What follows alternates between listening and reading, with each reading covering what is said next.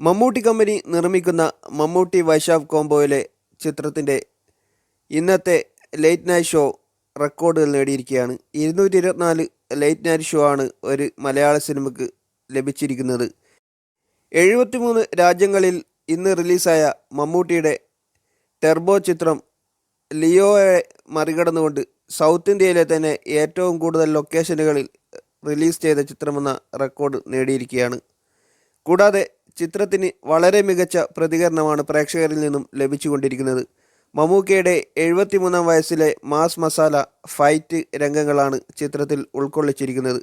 കൂടാതെ ചിത്രത്തിൻ്റെ background score Cristo Xavier വളരെ മികച്ചതാക്കി ചെയ്തിട്ടുമുണ്ട്. വൈശാഖിൻ്റെ വളരെ മികച്ചൊരു കംബാക്ക് കൂടിയാണ് ടെർബോ ചിത്രം. മിഥുൻ മാനുവലിൻ്റെ എഴുത്തും ചിത്രത്തിന് ഗുണം ചെയ്തു. കൂടാതെ രാജ്ബി ഷെട്ടി എന്ന വില്ലൻ കഥാപാത്രം വളരെ മികച്ചതായിരുന്നു. ചിത്രത്തിൽ അഭിനയിച്ച സുനിൽ അടക്കമുള്ള മറ്റ് നടന്മാരും കൂടാതെ മറ്റുള്ള കഥാപാത്രങ്ങളെല്ലാം വളരെ മികച്ചതായി അഭിനയിച്ചു. മലയാളം കൂടാതെ തമിഴിലും ചിത്രം വളരെ മികച്ച അഭിപ്രായമാണ് നേടിക്കൊണ്ടിരിക്കുന്നത്. ചിത്രത്തിൻ്റെ ഏകദേശം മുഴുവൻ സമയവും തമിഴ്നാട്ടിലായതുകൊണ്ട് തന്നെ ചിത്രം ഒരു തമിഴ് സിനിമ രീതിയിലാണ് പോകുന്നത്.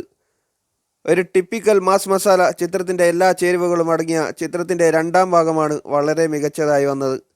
ചിത്രത്തിൻ്റെ ക്ലൈമാക്സ് പോർഷൻ അവസാന 45 നിമിഷങ്ങൾ വളരെ മികച്ചതാക്കി അത് ചിത്രത്തെ വേറെ ലെവലിലെത്തിക്കുന്നു. മമ്മൂക്കയുടെ മാസ് മസാല ചിത്രം ടെർബോ.